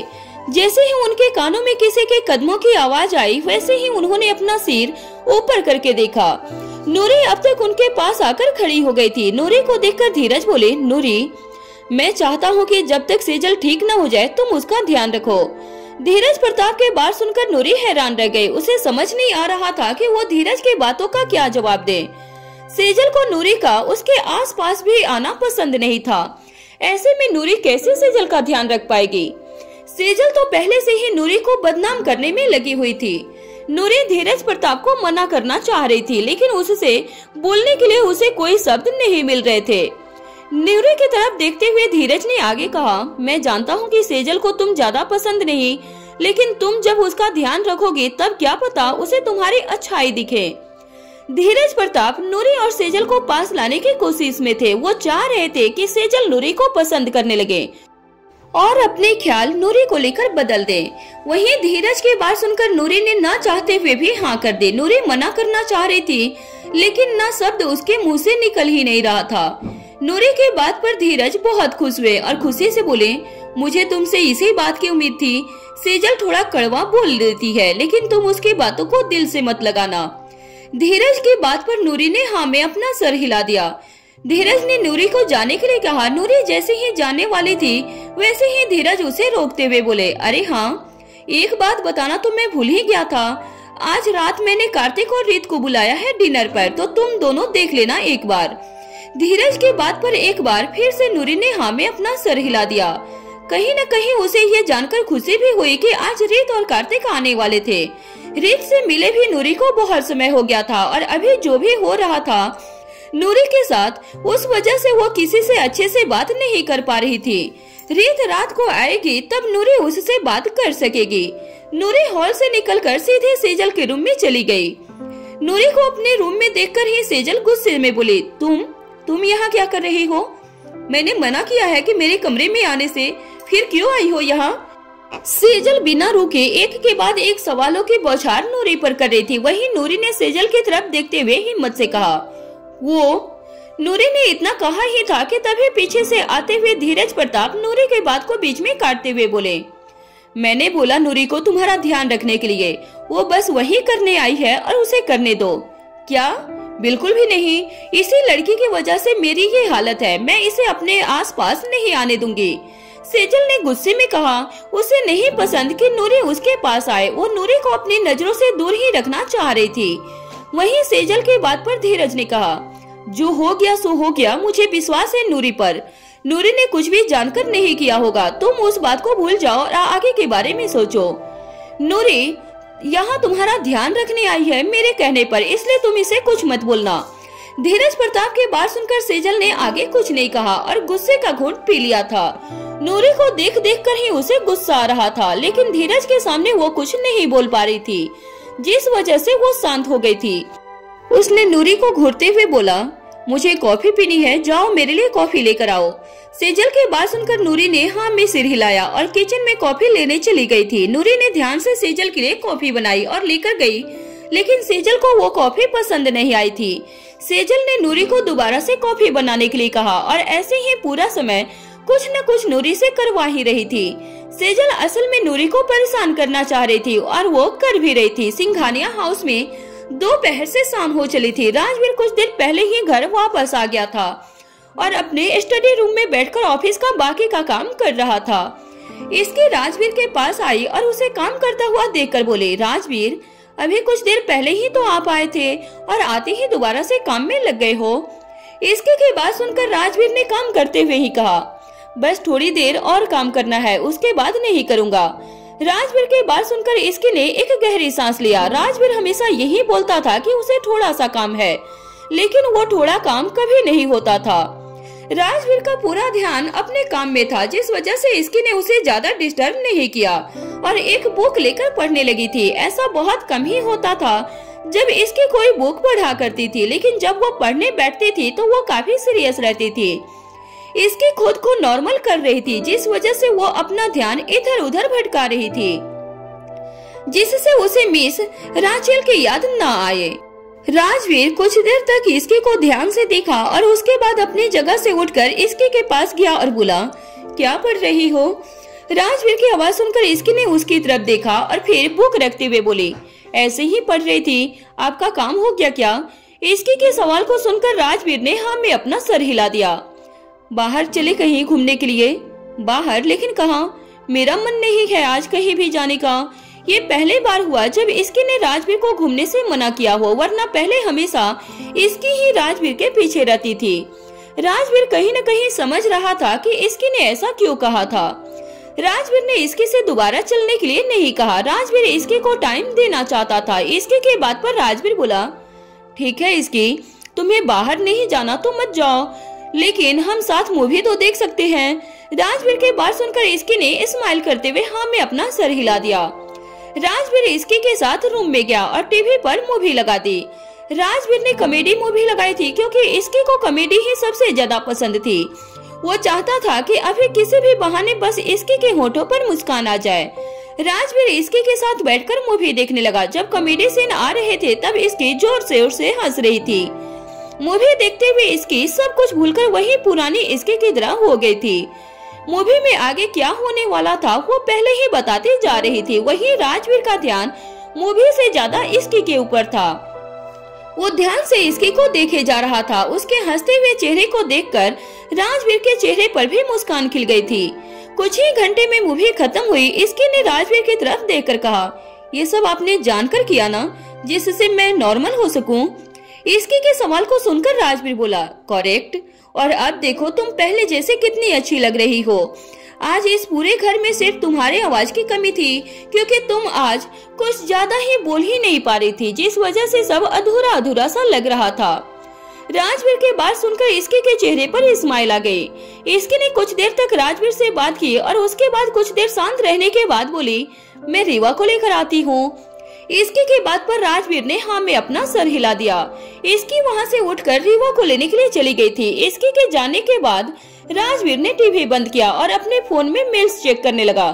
वहीं इसकी अपने रूम से निकलकर रीवा को लेने नीचे हॉल में आ गई थी, जहां रीवा अर्णव जी के साथ बैठी हुई थी। अर्णव जी इस समय कोमल जी और दादी के साथ बैठकर बातें कर रहे थे और रीवा उनके पास बैठी हुई सभी की बातों को ध्यान से सुन रही थी। उसे ऐसे देखकर लग रहा था जैसे उसे सभी की बातें समझ आ रही हो। रीवा ऐसे रिएक्शन को देखकर कोमल जी बोली, रीवा आप इतना शांत बैठी हो आज? कोमल जी की बात पर रीवा ने उनकी तरफ देखा और लेकिन कुछ कहा नहीं। इसकी अब तक नीचे आ गई थी। इसकी को देखकर दादी बोली, इसकी यहाँ आकर हमारे साथ बैठो कुछ देर। दादी की बात पर इसकी ने स्माइल करते हुए हाँ में अपना सर हिला दिया और दादी के साथ बैठ भी गई। देखते ही देखते एक बार फिर से सभी लिविंग हॉल में आ गए सिवाय राजवीर के। मिहिर को आज पूरे दिन डर था कि राजवीर उसे डांटे ना, लेकिन आज पूरे दिन में उसका एक बार भी राजवीर से सामना नहीं हुआ था। मिहिर थोड़ा रिलैक्स था। मिहिर की तरफ देखकर अर्णव जी बोले, तुम्हारा ऑफिस में मन नहीं लगता है क्या? अर्णव जी के बात पर मिहिर उन्हें देखते हुए बोला, डैड मैं इतने दिन से लगातार काम कर रहा था, बस आज ही छुट्टी ली है। मिहिर के बात सुनकर अर्णव जी आगे कुछ बोलते उससे पहले ही दादी मिहिर के बचाव में बोल पड़ी, आज सभी बच्चे घर पर थे तो हम सभी को भी अच्छा लगा। अब तुम मिहिर को ज्यादा कुछ मत बोलो। दादी की बात सुनकर अर्णव जी चुप हो गए और आगे मिहिर को कुछ नहीं कहा। दादी को अपनी साइड लेता हुआ देखकर मिहिर खुश हो गया था। उसकी खुशी उसके चेहरे से साफ साफ नजर आ रही थी। मिहिर की ये खुशी देखते हुए मीसा बोली, क्या बात है, आज तो दादी तेरी साइड ले रही है। मीसा के बात पर मिहिर बोला, तो तुझे इस बात से दिक्कत है क्या? दादी को पता है कि मैं ऑफिस में कितनी मेहनत करता हूँ, इस वजह से वो मेरी साइड ले रही हैं। मिहिर के बात पर मीसा ने मिहिर से कुछ नहीं कहा और इसके की तरफ देखकर उसके कान के पास जाकर धीरे से बोली, मुझे कुछ सही नहीं लग रहा है। मीसा की बात सुनकर इसकी कंफ्यूज हो गई। उसे समझ नहीं आया कि आखिर मीसा बोलना क्या चाह रही थी। कंफ्यूजन भरे चेहरे के साथ इसकी ने मीसा की तरफ देखा और बोली, मतलब मैं कुछ समझी नहीं। अरे मतलब ये है कि मिहिर कुछ तो छिपा रहा है। मैं शर्त लगाकर बोल सकती हूँ कि इसे भाई ने कोई छुट्टी नहीं दी थी। मीसा की बात सुनकर इसकी हैरान रह गई थी। मिहिर ने जब कहा था कि उसे राजवीर ने लीव दिया तब इसकी ने भी उसकी बातों पर यकीन कर लिया था। मीसा के लिए इस बात पर यकीन करना जरा सा मुश्किल था, शायद इसलिए क्योंकि मीसा मिहिर को बहुत अच्छे से जानती थी। मिहिर के रग रग मीसा को पता था। इसकी हैरानी भरे चेहरे के साथ मिहिर की तरफ देखकर मीसा से बोली, मैंने तो इस बारे में सोचा ही नहीं, ऐसा सच में हो सकता है क्या? इसकी और मीसा मिहिर की तरफ देखकर बातें कर रही थी। वहीं मिहिर को भी अपने ऊपर मीसा और इसकी की नजरें महसूस हो रही थी। और वो समझ रहा था कि दोनों में क्या बातें हो रही होंगी। वहीं दूसरी तरफ कार्तिक और रीत को आज धीरज प्रताप के घर डिनर के लिए बुलाया गया था, जिस वजह से दोनों रेडी हो रहे थे। कार्तिक को अब वहां जाने में ज्यादा दिक्कत नहीं थी, क्योंकि अब साहिल के साथ उसका रिश्ता बहुत अच्छा हो गया था। कार्तिक को साहिल से कोई दिक्कत नहीं थी, जिस वजह से अब वो आराम से धीरज प्रताप के घर पर जा सकता था। रीत आज हॉस्पिटल से आने में लेट हो गई थी, जिस वजह से उसे रेडी होने में टाइम लग रहा था। कार्तिक रीत का वेट करते हुए बोला, रीत और कितना टाइम लगेगा? कार्तिक के बात पर रीत अपने इयररिंग्स पहनते हुए बोली, बस हो गया। आज मैंने पूरी कोशिश की हॉस्पिटल से जल्दी आने की, लेकिन आज अपॉइंटमेंट ही ज्यादा थी। तुमने भी सडन बताया कि हमें डिनर पर जाना है। रीत की बात पर कार्तिक बोला, हाँ, क्योंकि मुझे भी आज सुबह ही कॉल आया था डैड का। कार्तिक की बात सुनकर रीत बोली, ठीक है, चलो मैं रेडी हो गई अब। रीत की बात सुनकर कार्तिक ने उसकी तरफ देखा। रीत ने आज ऑलिव कलर की कुर्ती पहनी हुई थी, जिसमें वो बहुत सुंदर लग रही थी। कार्तिक रीत को देखता हुआ बोला, चलो। कार्तिक की बात पर रीत ना खुश होते हुए बोले, चलो बस। रीत की आवाज में नाखुशी को महसूस कर कार्तिक ने कहा, क्या हुआ, कुछ गलत बोल दिया क्या मैंने? कार्तिक की बात पर रीत ने उसे कुछ नहीं कहा और रूम से बाहर निकल गई। कार्तिक को समझ नहीं आ रहा था कि आखिर उसने ऐसा क्या बोल दिया जो रीत इस तरह से रिएक्ट कर रही थी। अभी कुछ देर पहले ही रीत कार्तिक से अच्छे से बात कर रही थी। कार्तिक अपने चेहरे पर कंफ्यूजन लिए रूम से बाहर निकल गया। रीत कार्तिक की कार के पास वेट कर रही थी। कार्तिक ने जल्दी से वहां पहुंचकर रीत से कहा, तुम इतनी जल्दी यहाँ आ गई, और तुम्हें क्या हुआ? कार्तिक के बात को रीत ने एक बार फिर से अनसुना कर दिया और कार में जाकर बैठ भी गई। रीत की हरकत देखकर कार्तिक ने एक गहरी सांस ली और कार में बैठकर कार ड्राइव करने लगा। पूरे रास्ते कार्तिक ने रीत से बात करने की कोशिश की, लेकिन उसका कोई फायदा नहीं हुआ था। रीत ने एक बार भी कार्तिक की बातों का रिस्पॉन्स नहीं दिया और कार के विंडो से बाहर की तरफ देख रही थी। वहीं साहिल अपने ऑफिस से घर आ चुका था। धीरज ने आज उसे घर जल्दी आने के लिए कह दिया था। साहिल अपने रूम में था और किसी से कॉल पर बात कर रहा था। नूरी साहिल के लिए कॉफी लेकर आई और साहिल से बात करने की कोशिश की, लेकिन साहिल ने नूरी की बातों को नजरअंदाज कर दिया। आज पूरे दिन सेजल ने नूरी को बहुत तंग किया था। वो चाह रही थी कि नूरी एक बार अपना कंट्रोल खो दे, जिससे सेजल एक बार फिर सभी के सामने नूरी को बदनाम कर सके, लेकिन जैसा सेजल ने सोचा था वैसा कुछ नहीं हुआ। नूरी आराम से सेजल की हर बात मान रही थी और कोई शिकायत नहीं कर रही थी। पूरे दिन इतना काम करके नूरी थक चुकी थी, लेकिन नूरी फिर भी ठीक थी। पर अभी साहिल का बात न करना नूरी को तकलीफ दे रहा था। नूरी चाह रही थी कि साहिल एक बार उसकी बात सुन ले और उस पर विश्वास करे। नूरी ने साहिल से दोबारा बोलने की कोशिश की, तभी एक सर्वेंट उनके रूम में नॉक किया। नूरी ने पलटकर उस तरफ देखा और खोलने के लिए कहा, मैम, वो कार्तिक सर और रीत मैम आ गए हैं। सर्वेंट ने इतना कहा और वहाँ से चली गई थी। कार्तिक और रीत के आने वाली बात सुनकर नूरी के चेहरे पर स्माइल आ गई और वो नीचे लिविंग हॉल में चली गई थी। नीचे लिविंग हॉल में कार्तिक और रीत धीरज प्रताप के साथ सोफे पर बैठकर बातें कर रहे थे। तभी रीत की नजर सीढ़ियों से नीचे आते हुए नूरी पर गई। नूरी को देखकर रीत के चेहरे पर स्माइल आ गई और उठकर नूरी के पास गई और उसे गले लगाकर बोली, बहुत दिन के बाद मिल रहे हैं, कैसी हो तुम? रीत की बात का जवाब देते हुए नूरी बोली, मैं ठीक हूँ, आप कैसी हो? मैं भी अच्छी हूँ। नूरी से मिलकर उसे बहुत अच्छा लग रहा था और नूरी को भी रीत से मिलकर खुशी हो रही थी। बहुत समय के बाद वो किसी से बात कर पा रही थी। नूरी और रीत एक साथ सोफे पर बैठ गए, तभी वहाँ साहिल भी आ गया। कार्तिक को देखकर साहिल को बहुत खुशी हुई। वहीं सभी हॉल में बैठ गए और आपस में बातें कर रहे थे। सिंघानिया हाउस में इसकी मीसा के साथ उनके रूम में बैठी हुई थी। वो आई थी रीवा को लेने के लिए, लेकिन रीवा अर्णव जी के पास ही रहना चाह रही थी, जिस वजह से वो इसकी के साथ नहीं गई। इसकी मीसा के पास उसके रूम में आ गई और दोनों बैठकर बातें कर रहे थे। इसकी मीसा की तरफ देखकर बोली, तू हमेशा मिहिर पर शक ही क्यों करती रहती है? और इस बात से क्या फर्क पड़ता है कि राजवीर ने उसे परमिशन दी है या नहीं दी है? कभी कभी हर किसी को छुट्टी करने का मन करता है। हाँ, ये सब तो ठीक है, लेकिन मिहिर बचने के लिए हम सभी को पागल बना रहा था। मैं तो ये सोच रही हूँ कि जब भाई को पता चलेगा तब वो क्या करेंगे मिहिर के साथ? कुछ नहीं करेंगे। तुझे क्या लगता है अभी तक राजवीर को पता नहीं चला होगा? उन्हें सारी इन्फॉर्मेशन मिल गई होगी।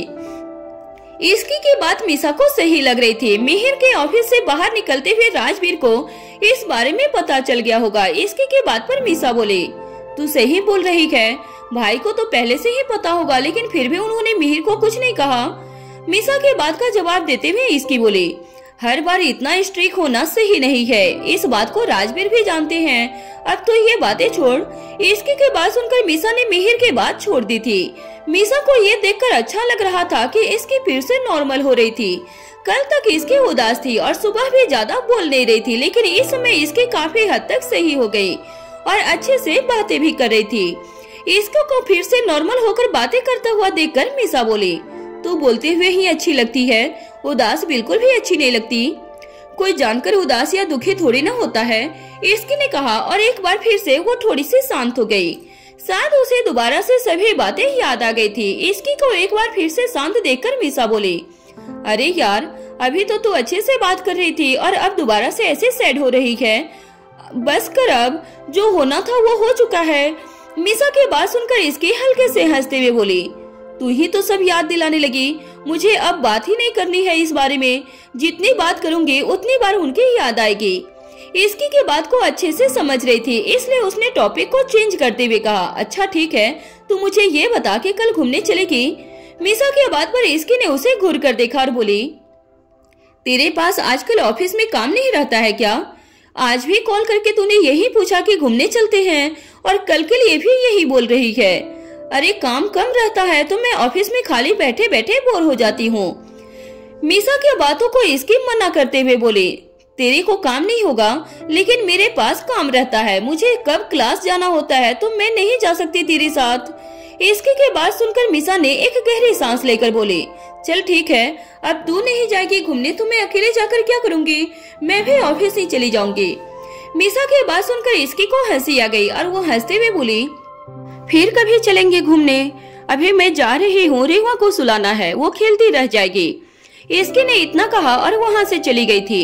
इसकी के जाने के बाद मीसा ने अपना फोन देखा, उसके फोन पर रेहान के 3 मिस कॉल थे। मीसा फोन साइलेंट पर था, जिस वजह से उसे पता नहीं चला। इतने मिस कॉल देखकर मीसा ने खुद से कहा, इतने सारे मिस कॉल, फोन क्यों साइलेंट पर था मेरा? मीसा खुद पर गुस्सा करते हुए बोली और जल्दी से रेहान को कॉल किया। वहीं दूसरी तरफ कार्तिक और रीत डिनर के बाद अपने घर के लिए निकल गए थे। कार्तिक इस समय कार ड्राइव कर रहा था, लेकिन उसका ध्यान बार बार रीत पर जा रहा था, जो एक बार फिर से उससे अच्छे से बात नहीं कर रही थी। कार्तिक थोड़ा इरिटेट होते हुए बोला, रीत क्या बात है, तुम मुझसे बात क्यों नहीं कर रही हो? कार्तिक की बात सुनकर रीत ने कार्तिक की तरफ देखा और बोली, मैं बात तो कर रही थी, वो तो डैड के सामने कर रही थी, लेकिन अभी कहाँ कर रही हो? मुझे ऐसा क्यों फील हो रहा है कि तुम मेरे से गुस्सा हो? कार्तिक की बात सुनकर रीत बोली, मैं थोड़ी ना गुस्सा करती हूँ, वो तो तुम्हें लग रहा है। रीत की बात पर कार्तिक कुछ देर के लिए शांत हो गया था और कुछ सोचते हुए बोला, क्या मैं इस बात पर विश्वास कर सकता हूँ? हाँ, रीत कार्तिक की बात पर बोली। कार्तिक से बात करने के बाद एक बार फिर से रीत शांत हो गई थी और कुछ सोचने लगी थी। रीत को एक बार फिर से कुछ सोचते हुए देखकर कार्तिक ने कहा, तुम फिर से कहीं खो गई हो, आखिर चल क्या रहा है तुम्हारे दिमाग में? कार्तिक की बात सुनकर रीत बोली, मुझे लग रहा है कि नूरी कुछ परेशान थी, मैंने पूछने की कोशिश की लेकिन कुछ बताया नहीं। रीत की बात सुनकर कार्तिक थोड़ा हैरान रह गया था, उसे ऐसा कुछ भी नहीं लगा था, लेकिन रीत अगर बोल रही थी तब कुछ सोच और फील करके ही बोल रही होगी। हो सकता है वैसे भी साहिल की मॉम को कुछ खास पसंद नहीं है, वो जरूर उन्होंने कुछ किया होगा। कार्तिक सामने की तरफ देखते हुए बोला। कार्तिक की बात सुनकर रीत ने कहा, ये सही नहीं है, उसके पास अभी कोई नहीं जिससे वो मन की बात कर सके, पता नहीं कैसे मैनेज कर रही होगी वो। रीत की बात पर कार्तिक ने कुछ नहीं कहा और वो चुप रहा था। कुछ ही देर में दोनों अपने अपने घर पहुंच गए। सिंघानिया हाउस में इसकी ने रीवा को सुला दिया और खुद सोने की कोशिश कर रही थी, लेकिन उसे नींद नहीं आ रही थी। उसका मन एक बार फिर से बेचैन हो उठा पुरानी बातों को याद करके। इसकी बेड से उठी और अपने रूम के विंडो के पास जाकर खड़ी हो गई थी। विंडो से बाहर वो खाली आसमान की तरफ देखने लगी। राजवीर जो अभी अभी अपना काम खत्म करके स्टडी रूम से निकलकर कमरे में आया था, उसने इसकी को विंडो के पास खड़ा देखा। उसे ऐसे देखकर राजवीर समझ गया कि इसकी के मन में एक बार फिर से सारी बातें आने लगी है। राजवीर धीरे कदमों के साथ इसकी के पास गया और बोला, इसकी तुम्हें नींद नहीं आ रही है क्या? राजवीर के एकदम से आवाज देने की वजह से इसकी थोड़ा सा चौंक गई थी और राजवीर की तरफ देखकर बोले, आपने डरा ही दिया था मुझे। ऐसे सोच रही थी, राजवीर ने इसके के बात पर कहा।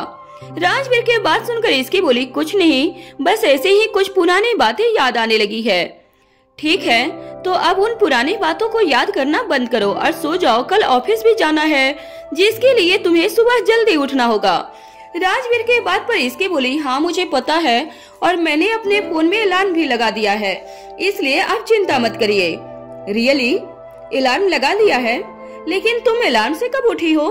नींद में तुम्हें कुछ सुनाई नहीं देता है? राजवीर की बात सुनकर इसकी चुप हो गई थी। राजवीर जो बोल रहा था सही ही बोल रहा था। इसकी रोज सुबह अलार्म लगाकर सोती थी, लेकिन कभी समय पर उठी नहीं थी। राजवीर ने एक बार फिर से इसकी को सोने के लिए कहा और खुद भी सो गया था। सुबह का वक्त था। इसकी हमेशा की तरह आज भी ऑफिस के लिए लेट हो रही थी, जिस वजह से वो जल्दी जल्दी रेडी हो रही थी। उसे इतना जल्दी करता हुआ देखकर राजवीर बोला, मैंने इसलिए तुम्हें जल्दी सोने के लिए कहा था ना? राजवीर की बात सुनकर इसकी बोली, मैं जल्दी सोऊं या लेट इस बात से कोई फर्क नहीं पड़ता है, मैं फिर भी लेट हो जाती हूँ। इसकी के बात सुनकर राजवीर ने आगे कुछ नहीं कहा। वो ऑफिस के लिए रेडी हो चुका था, लेकिन वो जा नहीं रहा था। राजवीर हमेशा इसके के साथ ही ऑफिस के लिए निकलता था। कुछ ही देर में इसकी पूरी तरह से रेडी होते हुए बोली, मैं रेडी हूँ। इतना बोल वो राजवीर के साथ रूम से निकल गई। बाहर लिविंग हॉल में मिहिर आराम से सोफे पर बैठा हुआ था। उसे ऐसे देखकर राजवीर ने कहा, आज ऑफिस आना है कि कल की तरह बिना बताए छुट्टी लेना है? राजवीर की बात सुनकर मिहिर एकदम से चौंक गया था और अपनी जगह पर खड़ा होकर बोला, मैं बस निकल ही रहा था। मिहिर ने इतना कहा और जल्दी से अपना ऑफिस बैग लेकर वहाँ से भाग गया। मिहिर की हालत देखकर इसके हंसते हुए राजवीर से बोले, तो कल मिहिर ने हम सभी से झूठ कहा था। खैर कोई बात नहीं, वो भी डेली काम करके बोर हो जाता होगा, इसीलिए मैंने उसे कुछ नहीं कहा। राजवीर ने इसकी की बात पर कहा और वो वहाँ से निकल गया था। वहीं मिसा अपने ऑफिस में बैठी हुई थी। उसके पास ज्यादा काम नहीं था, लेकिन फिर भी उसे थोड़ी थकान सी लग रही थी। उसका मन कर रहा था कि वो बस सो जाए। मिसा के हाथ में एक फाइल थी जिसे वो पढ़ रही थी। उस फाइल को अपने टेबल पर रखते हुए मिसा बोली, इतनी थकान पता नहीं क्यों लग रहा है। आजकल जब से ऑफिस ज्वाइन किया है तभी से ऐसा लगता है जैसे कितनी थकी रहती हूँ मैं। मिसा को समझ नहीं आ रहा था कि उसके साथ ऐसा क्यों हो रहा था। उसका मन बस रेस्ट करने को कर रहा था। जैसे तैसे मिसा ने ऑफिस में अपना पूरा काम निकाला। वो कभी अपना ऑफिस का काम करती तो कभी अपने फोन पर सोशल मीडिया स्क्रॉल करती थी या फिर से रेहान से कॉल पर बातें कर लेती। बस इसी तरह से मिसा ने अपना दिन निकाल लिया और फिर घर के लिए भी निकल गई थी। वहीं इसकी का भी कुछ ऐसा ही हाल था। उसका भी ज्यादा कुछ करने का मन नहीं हो रहा था। पूरे दिन वो भी बस थकी हुई सी लग रही थी। दिन बीतने के बाद इसकी अपनी जगह से उठी और ऑफिस से निकलते हुए खुद से बोली, राजवीर सही बोल रहे थे, मुझे टाइम से सो जाना चाहिए था। रात को लेट से सोई और सुबह जल्दी उठ गई, जिस वजह से पूरे दिन कोई काम अच्छे से नहीं हुआ। इसकी खुद में ये बोलते हुए घर के लिए निकल गई। इसके रास्ते में ही थी तभी उसका फोन बजा और उसने देखा कि उसे राजवीर कॉल कर रहा था। राजवीर का कॉल देखकर इसकी ने अपनी कार को साइड में पार्क किया और कॉल पिक किया। फोन के दूसरी तरफ से राजवीर बोला, तुम घर के लिए निकल गई हो? हाँ, मैं पहुंचने वाली हूँ। इसकी ने राजवीर की बात का जवाब दिया। इसकी की बात सुनकर राजवीर बोला, ठीक है, मैं भी कुछ देर में आ जाऊंगा। राजवीर ने इतना कहा और कॉल कट कर दिया था। शाम का टाइम था, सभी ऑफिस से आ गए थे। अर्णव जी, कोमल जी और दादी लिविंग हॉल में बैठकर बातें कर रहे थे। मिसा सीढ़ियों से धीरे धीरे उतरकर नीचे आ रही थी। दादी ने जैसे उसे इस तरह से चलते हुए देखा तो पूछा, क्या हुआ मिसा, ये क्या हाल बनाया हुआ है तूने? दादी ने देखा कि मिसा का चेहरा बहुत ही मुरझाया हुआ लग रहा था। मिसा मुंह लटकाकर सोफे तक चल कर आई और उसके साथ बैठ गई थी। उसने कहा, दादी अब क्या बताऊं, जब से ऑफिस जाना शुरू किया है तब से मुझे बहुत ज्यादा टायर्डनेस फील होती है।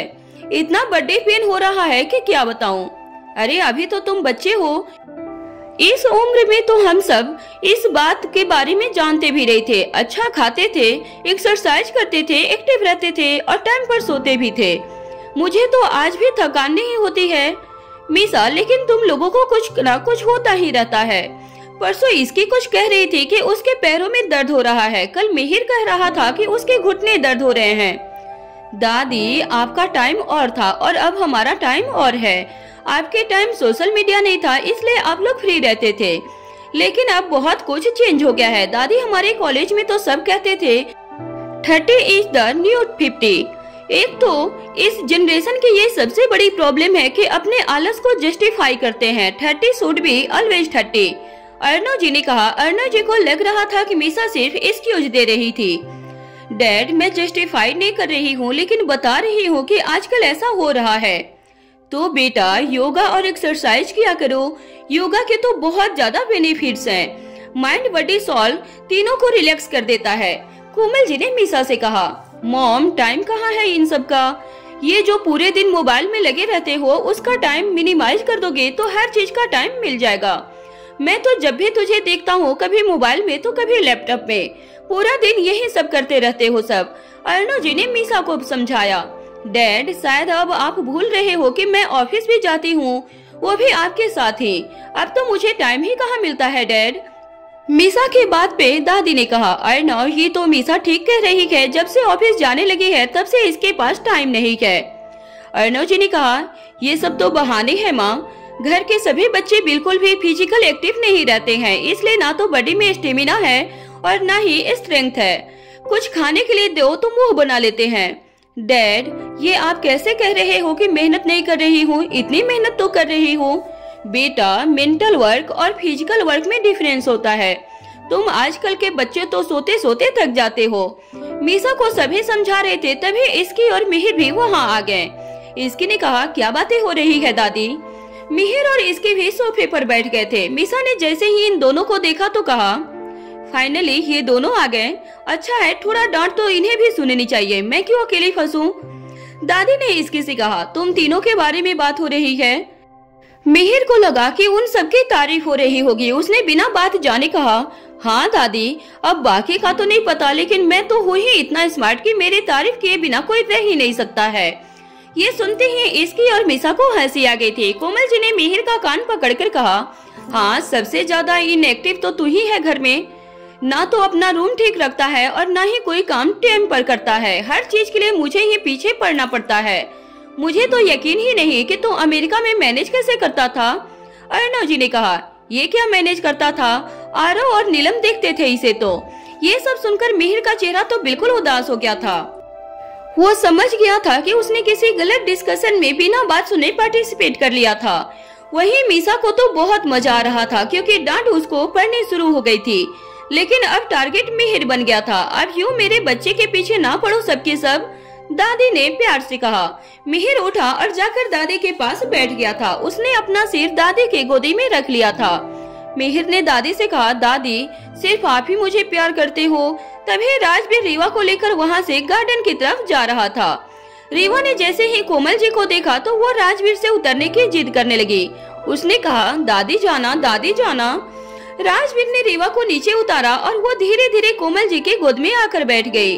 दादी ने राजवीर से कहा, बेटा यहाँ आ, हमें तेरी हेल्प चाहिए। राजवीर दादी की बात को अभी टाल नहीं पाया और वो भी उनके बुलाने से वहाँ जाकर बैठ गया। राजवीर के आते ही मिहिर सीधा होकर बैठ गया था। तुम तीनों यहाँ देखो, ये है मेरा लायक बेटा, कभी भी अपने रूटीन में कॉम्प्रोमाइज नहीं करता है। इसकी ने धीरे से मीसा के कान में कहा, दादी तारीफ तो कर रही है, लेकिन राजवीर फिर अभी जाने की बात कह देंगे। मीसा ने इसकी को चुप होने का इशारा किया, लेकिन इसकी को तो मजा आ रहा था ये सब देखने में। राजवीर कभी भी अपनी तारीफ नहीं सुन पाता था। अगले ही पल उसने कहा, दादी मैं जाऊं? दादी ने कहा, मुझे एक जिम्मेदारी देनी है तुझे राजवीर। राजवीर ने कहा, हाँ बोलिए दादी। बेटा, इन तीनों को तुझे अपनी तरह ट्रेन करना है। तीनों की फिजिकल एक्टिविटी के नाम से ही भागते हैं। अब से ये भी तुम्हारे साथ जल्दी उठेंगे और एक्सरसाइज करेंगे। ये सुनते ही इसके मिहिर और मीसा के तोते उड़ गए थे। इसकी ने धीरे से मीसा से कहा, ये क्या कर दिया तूने मीसा? मैंने क्या किया? तूने ही किया है जो किया है। अब कौन उठेगा इतनी जल्दी? इसकी को ये सोच सोचकर डर लग रहा था कि उसे कल से इतनी जल्दी उठना पड़ेगा। अभी तो चुप हो जा देवी, भाई अभी भी सामने ही बैठे हैं। तभी राजवीर ने कहा, ठीक है दादी। उसने मिहिर, मीसा और इसकी की तरफ देखते हुए कहा, कल सुबह 5 बजे गार्डन में। उसने इतना कहा और वहाँ से चला गया था। उसके जाते ही इसकी ने दादी से कहा, दादी आपने ये क्या कर दिया? माँ आपने बिल्कुल ठीक किया, क्योंकि अगर हम कहते तो तुम तीनों कोई ना कोई बहाना लगा ही देते, लेकिन राजवीर के सामने तो तुम तीनों की नहीं चलने वाली है, अर्णव जी ने दादी से कहा। उनकी बात पे मीसा ने कहा, मॉम आप तो कुछ कहो ना, दादी और डैड को समझाओ ना आप तो। कोमल जी ने मीसा से कहा, दादी और डैड बिल्कुल ठीक कह रहे हैं। मिहिर ने तो सिर ही पकड़ लिया था। इसके ने कहा, तुम दोनों मेरे साथ चलो। दादी ने इसके से कहा, बेटा ये सब तुम्हारी भलाई के लिए ही है, इतना परेशान क्यों हो रहे हो तुम सब? दादी आपको पता तो है ना, एक्सरसाइज के मामले में राजवीर बिल्कुल हिटलर है, तभी तो मैंने उसे कहा, वरना तुम लोग हमारे कहने से कहाँ सुनते। दादी की बात सुनकर कोमल जी और अर्णव जी भी हंसने लगे थे। वहीं रीवा सबको हंसते हुए देखकर क्लैप करने लगी। देखो अब तो रीवा भी कह रही है कि ये अच्छा हुआ। इसकी और मीसा मिहिर वहाँ से मीसा के रूम में चले गए थे। वहीं दूसरी तरफ कीर्ति के घर पर अभिनय की कंडीशन अब पहले से कुछ बेटर हो रही थी। वो अपने रूम में रेस्ट कर रहा था कि तभी कीर्ति वहाँ आ गई। अभिनय अभी काफी चिड़चिड़ा हो गया था। कीर्ति ने कहा, अभी मैं तेरे लिए जूस लेकर आई हूँ कि मुझे नहीं पीना जूस, मेरा मन नहीं है। अभिनय ने जूस पीने से मना कर दिया था। अभी अगर खुद का ध्यान नहीं रखेगा तो रिकवरी कैसे होगी? यूँ तो वो दोनों लड़ते रहते थे, लेकिन जब से अभिनय के साथ ये हादसा हुआ था तब से कीर्ति हमेशा उसे चीयर अप करती थी। कीर्ति तू जा यहाँ से। क्या कहा तूने? कीर्ति कीर्ति, अब तू मुझे कीर्ति बोलेगा? याद नहीं पिछली बार मैंने तेरा क्या हाल बनाया था? ये सुनते ही अभिनय को वो बात याद आ गई जब उसने बहुत पहले एक बार कीर्ति को उसके नाम से बुलाया था तो कीर्ति ने उसका बहुत बुरा हाल किया था। कीर्ति ने कहा, याद है ना कैसे मैंने तुझे जोकर बनाया था जब तू सो गया था? अभिनय को वो बात याद करके हंसी आ गई। मुझे सब याद है कि मैं तेरे लिए की हूँ और हमेशा तेरी की ही रहूंगी। अब जल्दी से ये जूस पी, मुझे और भी बहुत काम है। अभिनय उठकर बैठा और उसने कीर्ति से कहा, तुझे पता है तू वर्ल्ड की बेस्ट सिस्टर है। अब ये बात सुनकर मेरे सिर पर मत चढ़ जाना। और तू वर्ल्ड का बेस्ट बेबी ब्रदर है। मैं अब बेबी नहीं हूँ यार की, तू मेरे लिए बेबी था और हमेशा रहेगा। फिर अभिनय ने जूस पिया और वो यूं ही बातें करने लगे थे। वहीं दूसरी तरफ मीसा के रूम में तीनों बेड पर बैठकर कुछ न कुछ सोच रहे थे। कोई आइडिया आया तुझे? मिहिर ने इसकी से पूछा। इसकी ने कहा, नहीं मिहिर। मिहिर ने पूछा, और तुझे मीसा? जब इसे नहीं आया तो मुझे कहाँ से आएगा? तुम दोनों ही तो मुझे ट्यूबलाइट कहते हो। हाँ ये भी सही है। तीनों काफी देर से सोच रहे थे, तीनों को ही कोई सॉलिड आइडिया नहीं आया था। कुछ देर के बाद इसकी ने कहा, मुझे लगता है हमें कोई ऐसा बहाना ढूंढना पड़ेगा कि राजवीर परेशान हो जाए और खुद ही मना कर दे। मेरा मतलब है कि हम कुछ ऐसा करें जिससे वो हमसे खुद बचे। ये तो हमें भी पता है इसकी, लेकिन क्या करें ये कौन बताएगा? मिहिर ने कहा, तुम दोनों पागल हो गए हो क्या? इसकी भाई के सामने कोई भी आइडिया काम नहीं करेगा। मिहिर ने कहा, ये तो मैंने सोचा ही नहीं था मीसा, तू बिल्कुल ठीक कह रही है। मैं क्यों इनकी बातों में आ रहा था? भाई इसे तो कुछ कहेंगे नहीं और हमारी सामत आ जाएगी। इसकी ने कहा, तुम दोनों राजवीर से इतना डरते क्यों हो? मीसा ने कहा, अच्छा तू तो ऐसे कह रही है कि तू नहीं डरती है। इसकी ने कहा, डरती बिल्कुल नहीं हूँ, इसकी किसी से नहीं डरती है। अच्छा तो ये बात है, ठीक है फिर अभी के अभी चल और भाई को बोल कि तुझे एक्सरसाइज नहीं करनी है। कोई बहाना नहीं, सीधा उनको साफ साफ बोल दे। तू क्या मुझे चैलेंज दे रही है? तुझे पता है ना कि मुझे चैलेंज से बिल्कुल डर नहीं लगता। हाँ तू तो डरती भी नहीं है ना भाई से, तो तू इसे चैलेंज ही समझ ले। हाँ बिल्कुल नहीं डरती हूँ, इसमें बार बार बोलने वाली क्या बात है? अरे इसकी बात ही करती रहेगी या कुछ करके भी दिखाएगी। चल मैं भी तुझमें सेम चैलेंज दे रहा हूँ। मिहिर की बात सुनकर इसकी खड़ी हुई और उसने मीसा और मिहिर की तरफ देखते हुए कहा, अब देखो मेरी हिम्मत, आज के बाद तुम लोग मुझे मान भी जाओगे और जान भी जाओगे। मैं राजवीर से बात करूंगी और तुम दोनों छुपकर देखना। इसकी उठी और अपने रूम की तरफ जाने लगी।